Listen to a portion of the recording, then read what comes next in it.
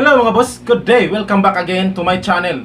Ngayong araw na to mga boss ay pag-uusapan natin ang tungkol sa kadalasang problema ng ating mga sasakyan mga boss or ng ating mga makina mga boss, no. Ito yung overheating problem natin mga boss. So mostly sa ating mga car owners at sa ating mga mechanic mga boss, no, is nakakaranas ng mga ganitong mga sitwasyon or mga senaryo or mga problema na na-encounter natin mga boss sa ating mga makina. So paano ba natin maiwasan ang pag-overheat ng ating makina? Ano ba ang pwede nating gawin mga boss para ma-diagnose natin kung saan ang cause ng pag-overheat ng ating mga makina? So paano ba natin gawa ng solusyon mga boss para hindi na pabalik-balik ang pag-overheat ng ating mga makina mga boss? So lahat ng yan na katanungan na yan mga boss, no, is tatalakayin natin ngayong araw na to dito sa video na to. Kaya subaybayan mo ang video na to mga boss hanggang sa dulo dahil sigurado akong may mapupulot kang magandang kinabukasan. So ayan mga boss, no, ang topic natin sa araw na to ay request ng ating tagapagsubaybay mga boss or ating subscriber na si Ivan Lumanta mga boss. So ang request mo boss ay atin ang sasagutin ngayon. By the way mga boss, no, shoutout muna tayo sa ating mga solid na fans at mga subscriber mga boss, no. Ito po ay sina Al Tamanyo, Chancellor Managbanag, Nico Boy Mamaril at saka Arnold Jenson. So shoutout sa inyo mga boss, mga sir, God bless you, thank you, mabuhay. So ngayon mga boss, simulan na natin. Are you ready? Ready!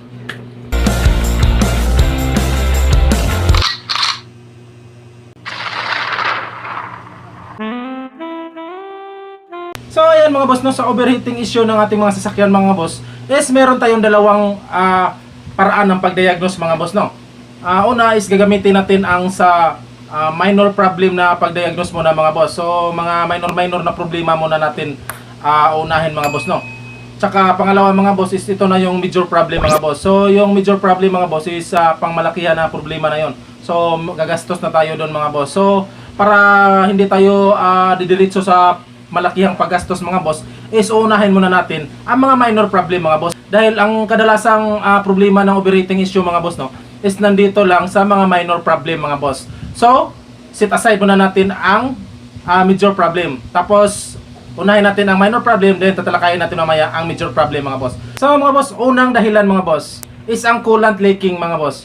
So, wag nating pabayaan mga boss, no, na makikita tayo sa ating mga under chassis ng ating sasakyan or sa mismong parte ng cooling system nating sasakyan mga boss na merong kahit kunting leaking ng coolant mga boss or ng distilled water kung tubig ang ating ginagamit mga boss, no. Wag lang tubig repo. So wag natin pabayaan mga boss na magkakaroon ito ng kahit kunting leaking lang mga boss, no. Dahil sa pamamagitan ng kunting leaking na yan mga boss is magiging ugat o magiging dahilan yan ng pag-overheat ng ating makina mga boss. For example mga boss, no, is meron tayong kunting leaking sa mga hose ng ating radiator mga boss, no. Dito sa ating hose clip mga boss, no, meron kunting leaking. So ngayon, ang leaking na yon mga boss ay magkukos ng paghihigop ng hangin mga boss. So hindi maganda sa cooling system mga boss na magkaroon ng hangin doon sa loob ng tubig mga boss, no. Sa ating mga jacket cooling, sa mga jacket cooling ng ating liner mga boss, sa ating radiator magkaroon ng hangin doon mga boss. Hindi maganda yun. Magkukos yun ng overheat mga boss, no. Dahil sa pamamagitan ng hangin mga boss is magkaroon na ng space or bubbles sa loob ng ating mga jacket cooling. So magkaroon na siya ng vacuum mga boss, no. So hindi na enough ang tubig na itatapon ng ating water pump mga boss, no, dahil may halo na itong hangin mga boss. So mga boss, no, kadalasang makikita ang leaking ng ating sasakyan mga boss pag once ito ay nakaandar na mga boss, no, or galing na sa operation mga boss, no. Kasi once na meron itong kahit kunting butas mga boss is lalabas talaga ang pressure ng tubig dyan mga boss, no. Kasi nga pressurized na sa loob mga boss kasi mainit na. Galing na siya sa pag-andar ng ating makina mga boss. So kung coolant ang gamit mo na pang-cooling ng ating makina mga boss, is madali mo lang itong matrace dahil sa kulay ng coolant mga boss, no. So agad-agad makita mo na leaking ang parte na yan, ang bahagi na yan. So mas mabuti mga boss na coolant talaga ang gagamitin natin mga boss, no, para sa pag-trace ng mga leaking mas madali na lang. Okay, so ngayon punta tayo sa number 2 mga boss. Ang pangalawa mga boss, no, is itong ating mga radiator hoses natin mga boss. So bakit nga ba pagmumula ng overheat ang ating mga radiator hose mga boss, no? So simple lang mga boss. Pag once ng ating radiator hose ay matagal na, medyo luma na mga boss, ang rubber nito mga boss, no, is lalambot na. So hindi na siya matibay mga boss, no, para sa high pressure na operation ng ating makina mga boss. For example mga boss, no, ang ating hose is malambot na mga boss. Once na ang ating makina is under na, tapos hindi pa siya mag-overheat niyan mga boss pag nasa idle RPM pa ang ating makina. Pero once na ang ating makina is nag-high revolution na mga boss, is umaandar na, tapos meron na tayo sa punto na nasa mga matataas na revolution mga boss, no, or matataas na speed na ang ating makina mga boss, is ang ating water pump mga boss is tataas na rin ang kanyang RPM mga boss, no, kasi nga ang ating water pump is engine drive siya mga boss, no. So kung gaano kataas ang ating RPM, ganun din ang RPM ng ating water pump mga boss. So syempre hihigop yan ng malakas mga boss na tubig. So pag once na ang radiator hose mo mga boss is may kalumaan na at saka malambot na ang rubber, mayuyupi ito mga boss pag once mag high revolution na ang ating makina. So pag sa pagyupi nito mga boss, syempre matatakpan niya ang tubig. So pag takip niya ng tubig mga boss, no, or matsutsok ang tubig na papasok sa ating jacket cooling ng ating mga makina mga boss. So pag once na ito ay mayuyupi na, so magkukos na yan ng overheat mga boss. So simple pag-diagnose nito mga boss, no, is pandarin mo yung makina, tapos punta ka sa engine compartment ng ating makina mga boss, tapos i-revolution mo ang ating makina mga boss. Pag revolution mo ng malakas mga boss, no, nasa mga 2,500 na revolution o 3,000 mga boss, no. Pag revolution ng mga boss, tingnan mo ang hose mo mga boss, yung mga hose sa lower hose at saka sa upper hose mga boss. Tingnan mo kung mayuyupi ba ito mga boss. Pag mayuyupi ito mga boss or magchuchok, makikita mo yan mga boss, titikop siya ng kaunti ng bahagya mga boss. So sign yan mga boss na luma na ang iyong radiator hose. Dapat mo nang palitan mga boss dahil magkukos yan ng overheat mga boss. Okay? Number 3 mga boss, no, maluwag na engine fan belt ng ating makina mga boss. So wag nating ipagsawalang bahala ang pagluwag ng ating engine fan belt mga boss, no, dahil baka hindi mo namamalayan mag-overheat na ang iyong makina mga boss. So importante na araw-araw i-check natin ang mga tension ng ating fan belt mga boss, or ng ating mga serpentine belt mga boss, no, sa ating mga makina mga boss. So nang sa ganun is maiwasan natin ang pag-overheat nito mga boss, kasi ang fan belt ang mismong nagko-connect sa pagdadrive ng ating pan at sa ating makina mga boss. So importante na nasa tamang tension or nasa tamang higpit ang ating mga serpentine belt or ang ating mga engine fan belt sa ating makina mga boss para iwas sa overheat. Okay? So pangapat na minor cause mga boss, no, is itong low level of coolant mga boss, no. So kadalasang problema ng ating mga car owners mga boss sakay lang tayo sa ating mga sasakyan. So hindi natin chine-check kung nasa tama ang level ng ating mga coolant at iba pang mga component na mga liquid sa ating mga makina mga boss, no. So dapat araw-araw bago tayo bumiyahe, bago tayo mamasada mga boss, or bago tayo pupunta sa ating mga trabaho, is check muna natin ang ating level ng ating coolant mga boss sa ating mga reservoir tank mga boss, no. Importante 'yon mga boss para makaiwas tayo sa pag-overheat ng ating mga makina mga boss, no. Kasi kadalasan na issue mga boss is ito lang, maliliit lang na mga problema mga boss. Pwede naman na maagapan kahit mismong car owner lang, kahit hindi ka isang bihasa sa mga makina mga boss, no. Number 5 mga boss is ito yung defective radiator cap mga boss, no. So kadalasan na issue, kadalasang problema talaga mga boss ng pag-overheat ng makina is ang dahilan lang mga boss is ito lang ating radiator cap. So paano ba natin malalaman mga boss na defective na ang ating radiator cap? So simple lang mga boss, no. Tingnan mo ang mga rubber ng ating radiator cap kung ito ay malambot na mga boss. Tapos itong spring ng ating radiator cap dapat nasa tamang tension din siya mga boss, no. Kasi once na ang ating radiator cap mga boss, no, is mag-stack up na or permanent na mag-open mga boss, no, is magkukos yan ng overheat mga boss, kasi direkta nang papasok ang tubig na galing dito sa ating high temp ng ating radiator mga boss, no, dito sa ibabaw na bahagi ng ating radiator mga boss, is direkta na pupunta ang tubig doon sa ating reservoir tank mga boss, no. So hindi na siya papasok papunta doon sa lower side ng ating radiator mga boss, no, doon sa para lalamig na ang ating tubig mga boss, no. So importante na ma-check natin na mga boss, no, ang ating mga radiator cap. So mas mabuti mga boss, no, na once na mag-PMS tayo, papalit na din tayo ng radiator cap mga boss.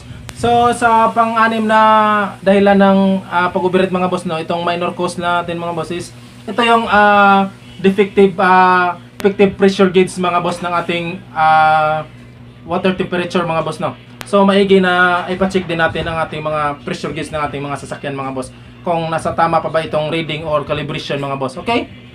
So mga boss, punta na tayo sa mga major causes na pag-overheat ng ating makina mga boss, no? So ngayon, unahin na natin sa number 1 mga boss, ang defective engine pan mga boss. So pag sinabing engine pan is meron tayong dalawang klaseng engine pan na ginagamit sa ating mga sasakyan ngayon mga boss, no? Ito yung clutch type na clutch pan, at saka ito naman yung electrical pan mga boss, no? Or yung electrically operated na engine pan natin mga boss. So unahin natin ang electric radiator pan mga boss, no, na klase ng ating engine pan. So pag sinabing electric radiator fan mga boss, no, is electrically operated ito mga boss. Then meron itong thermo switch na magsisend ng signal sa ECU, at paanda rin ng ECU ang ating pan mga boss, no. If makapil na ito ng ang ating switch, ang ating thermo switch ng mainit na pasok ng tubig mga boss, pag nasa operation range ang temperature ng ating mga makina. So pwede mong i-check ang problema na to mga boss, no, is if ever nasa electric radiator fan ang problema, or nasa thermo switch lang ang problema ng pag overheat ng ating mga makina mga boss, no. So ngayon mga boss, pupunta naman tayo sa clutch type na clutch pan mga boss, no. So pag sinabing clutch pan mga boss is engine operated ito mga boss. So kung gaano kalakas ang RPM ng ating makina, is ganon din kalakas o kabilis ang ikot or RPM ng ating mga engine pan mga boss pag clutch type mga boss, no. So once na magpi-freewheel na itong ating clutch type na pan mga boss, no, ibig sabihin or indication na ito na sira na ito mga boss, at baka kulang na rin ito ng silicone oil sa loob ng ating mga clutch pan mga boss. So importante na kada PMS natin is check na rin natin ang mga silicone oil na nasa loob ng ating clutch pan mga boss, no, pag clutch type ang pan na ginagamit sa iyong makina mga boss. So madali mo yang ma-diagnose mga boss, no. So sa mga makina natin mga boss, mga sasakyan mga boss, no, pag front drive ang ating makina mga boss, is ang ginagamit niyan mga boss, no, is electric radiator fan. So pag ang makina mo naman mga boss or ang sasakyan mo is rear drive ang gamit mga boss, no, is sigurado ako na clutch type or clutch pan ang gagamit na pangcooling sa ating radiator mga boss. So check nyo na lang yan mga boss ang mga sinasabi ko. Okay? Then mga boss, pangalawa is clog radiator mga boss, no, or barado na radiator natin mga boss.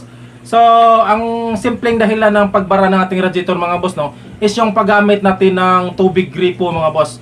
So pinagbabawal talaga or hindi talaga magandang gamitin ng tubig gripo sa ating mga sasakyan mga boss. Mas maigi na gagamit tayo ng engine coolant mga boss, no, or yung mga kulay green na coolant mga boss, or basta coolant ang gagamitin natin, o di kaya distilled water mga boss, no.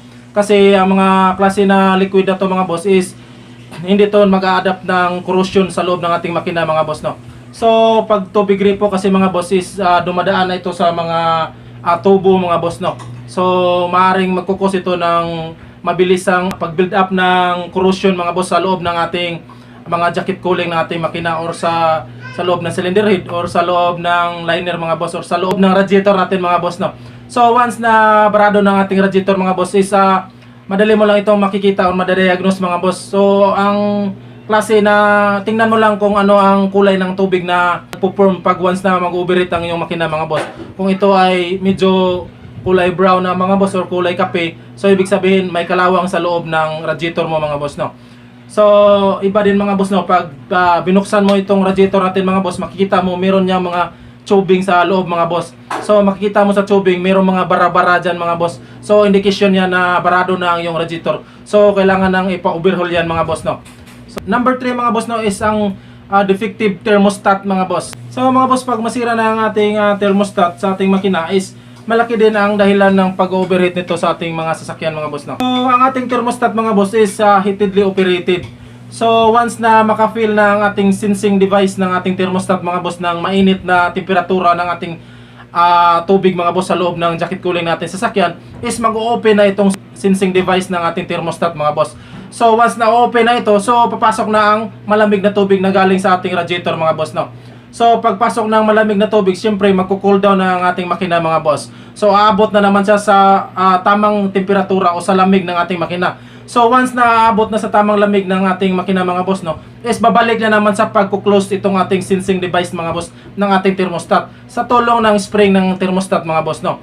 So once na babalik na ang ating thermostat mga boss sa pagko-close ng sensing device mga boss, no, is matatakpan na rin o masisilyuhan na rin ang pagdaloy ng tubig galing sa ating water pump mga boss. So ang ating makina is iinit na naman to mga boss, no. So pag once na iinit na naman ang ating makina is mag-o-open na naman ang ating thermostat mga boss. So pag mag-open na ang ating thermostat is syempre papasok na naman tong malamig na tubig. So ganyan lang ang cycle ng thermostat, ganyan ang function niya mga boss, no. So hanggang sa ang trabaho nito mga boss is open close open close. So ito ang thermostat natin mga boss is ang magre-regulate ng tamang lamig ng ating tubig sa loob ng ating makina mga boss, no. So gaya ng sabi ko kanina, pag maka-feel na ito ng mainit, mag-o-open na ang ating thermostat. So pag maka-feel na naman ito ng malamig mga boss, is magko-close ang ating thermostat. So importante ang ating thermostat sa ating makina mga boss, no, dahil ang ating makina is nangangailangan ng tamang init mga boss para sa mas magandang operasyon nito mga boss, no. So ano ba ang indikasyon pag masira ng ating thermostat o pag mag-overheat ang ating makina mga boss, no? So simple lang mga boss, pag sira ang ating thermostat mga boss is hindi na ito makakabalik sa pag-open. So once na masisira ang ating sensing device ng ating thermostat mga boss, no, is ang spring nito mga boss is permanente na magko-close. So hindi na ito mag-open. So syempre hindi na o-open ang ating thermostat, ang tubig sa loob ng ating makina is permanente na mainit mga boss.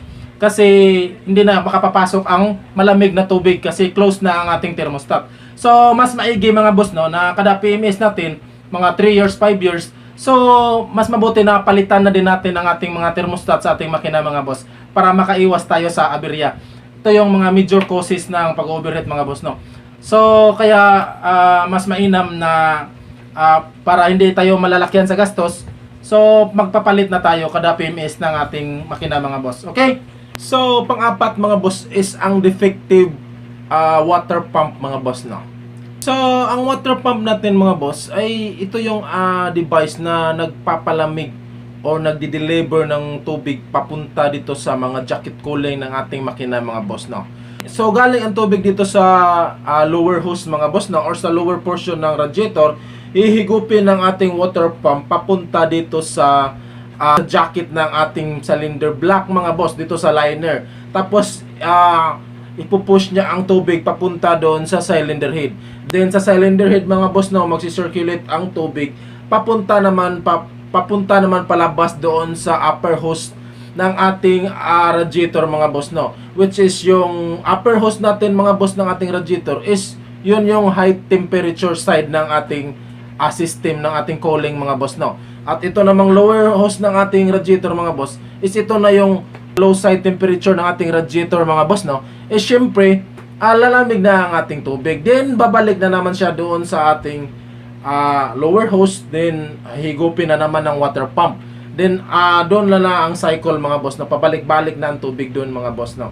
So yan ang trabaho ng water pump mga boss. So ano ba ang mga indikasyon na sira na ang ating water pump mga boss, no? So maraming cases na ang mga dahilan mga boss na sa pagkasira ng ating water pump. Una mga boss is ito yung sealing element ng ating water pump mga boss, no. Like mga o-ring, gasket, mga mechanical seal mga boss, mga packing mga boss, no. So yan ang mga unang-una na madaling masira ng ating water pump mga boss, no. Pangalawa mga boss is ito yung ating mga bearing mga boss, no, mga bushing. So pag masira na ito mga boss, no, eh syempre magkakaroon na ng back pressure ang ating water pump mga boss, no. So hindi na maganda ang kanyang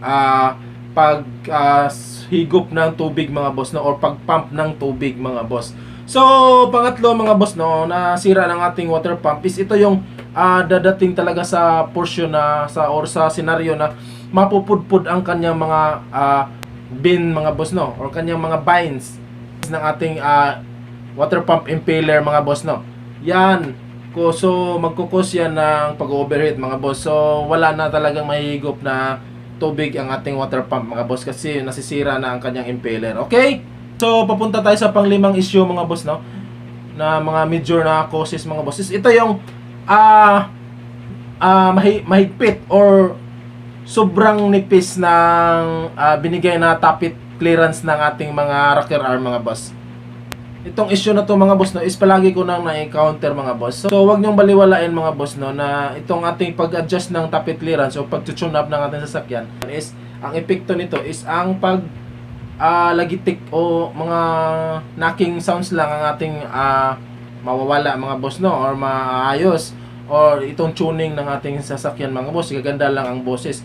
Ilagay mo din sa isipan mo mga boss na pwedeng magkaroon ng overheat ng ating sasakyan pag sobrang mahigpit or manipis lang ang inyong adjustment na ibinibigay sa pag sa tune up or sa tapit clearance mo mga boss. Syempre, manipis lang mga boss no. So, ibig sabihin pag manipis lang ang kanyang gap mga boss, ibig sabihin yan, ang ating seating doon sa ating valve seat at sa valve face ng ating exhaust valve at or intake valve is hindi talaga sila totally naka-close mga boss. Hindi talaga totally naka-seat na close.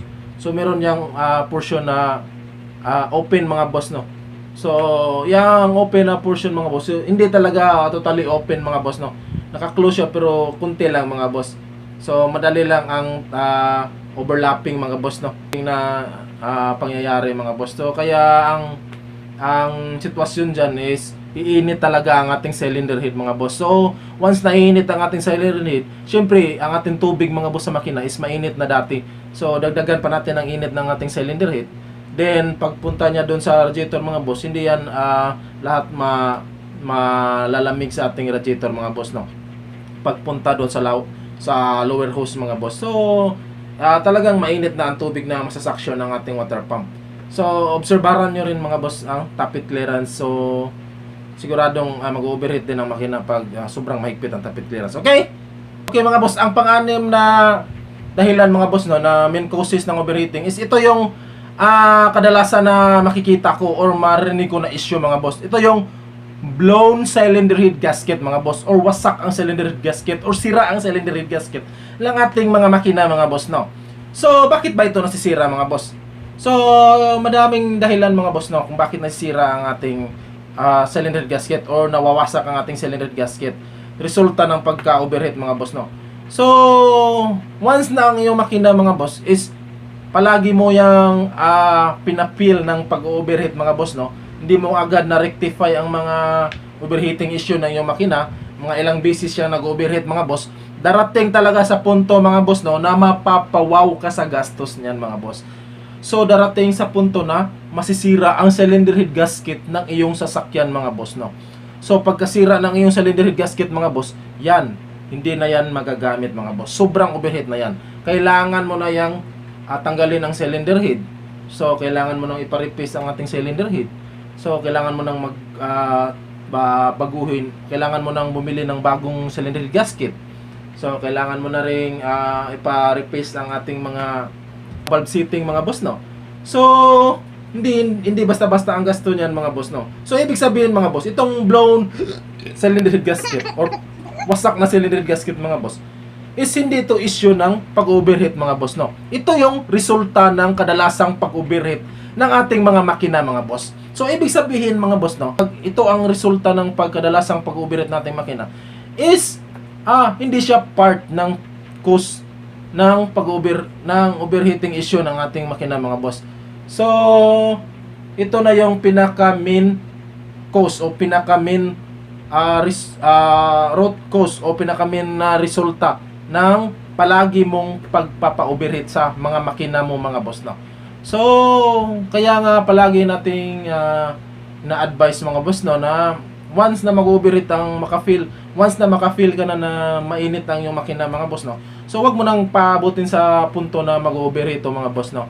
Kailangan mag-check ka na mga boss. Kailangan meron ka nang gawing rectify, meron ka nang gagawin na option or na panibagong mga adjust or pag-check ng iyong makina kung ano ba ang talagang problema na bigla itong uminit mga boss no.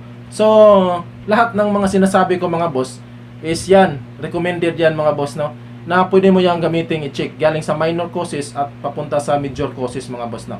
So dahan-dahan lang, step by step lang mga boss no, hanggang sa wag mong paabutin na magsira ang iyong cylinder gasket. At ito namang pampito mga boss, no, ito yung resulta din ito ng pagiging madalas na pagka-overheat ng ating makina is darating talaga sa punto na magka-crack ang ating cylinder head mga boss.